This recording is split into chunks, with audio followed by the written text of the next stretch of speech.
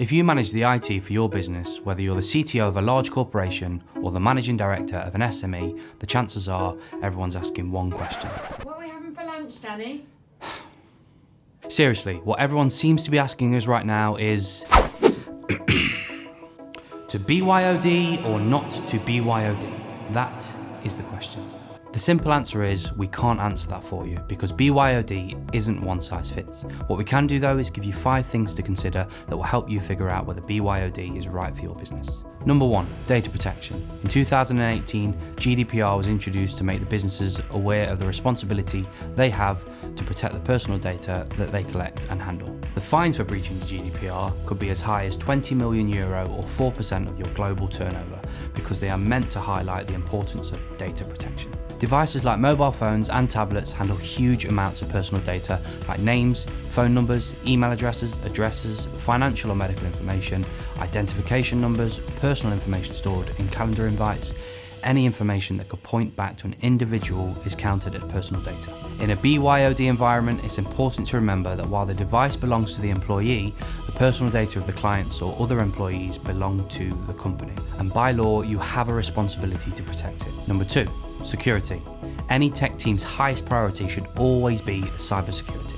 In 2018, Kaspersky Lab reported that the number of attacks using malicious malware nearly doubled in just 1 year. Threats like Trojan droppers are specifically designed to bypass system protections like firewalls and antivirus software, delivering all sorts of malware. In other words, cybercriminals are becoming savvy to trends like BYOD and looking to exploit companies through users that may not understand these security risks. Things like connecting devices to insecure Wi-Fi hotspots like coffee shops, allowing other people to access their phone, downloading vulnerable games or online content. These are all behaviours that can pose a specific security challenge. And on a personal device, those behaviours can be harder to regulate.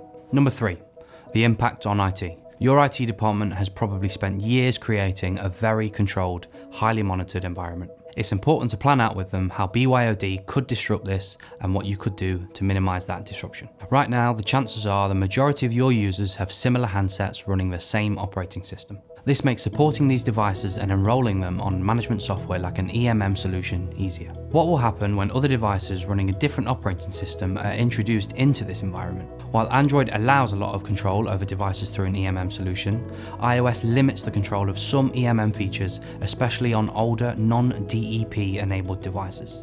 Number 4, be realistic. Many have become almost evangelical about the benefits of BYOD, and in the right environment, it can be brilliant. When talking about financial savings, factor in additional monthly charges like the stipend you'll pay your employees to use their personal devices and the cost of subsidising their monthly spend, or the cost of an EMM solution or containerization. Number 5, minimising blurred lines. Any IT department knows that while people are the biggest asset to their business, their behaviour can also be their biggest cybersecurity liability. Often this is simply because people don't understand that their behaviour could be putting your business at risk, whereas less tech-savvy users may be more likely to engage in behaviours that put your business at risk in a BYOD environment, especially if they feel that they should be able to do what they want on their device, which is why considering user behaviour and educating users is crucial to the success or failure of any BYOD policy. There you have it, 5 simple points to consider when deciding whether BYOD is right for your business. We hope our 5 simple tips were useful to you. If they were, please don't forget to give this video a thumbs up and subscribe to our channel for more videos where we take the headache out of business telecoms.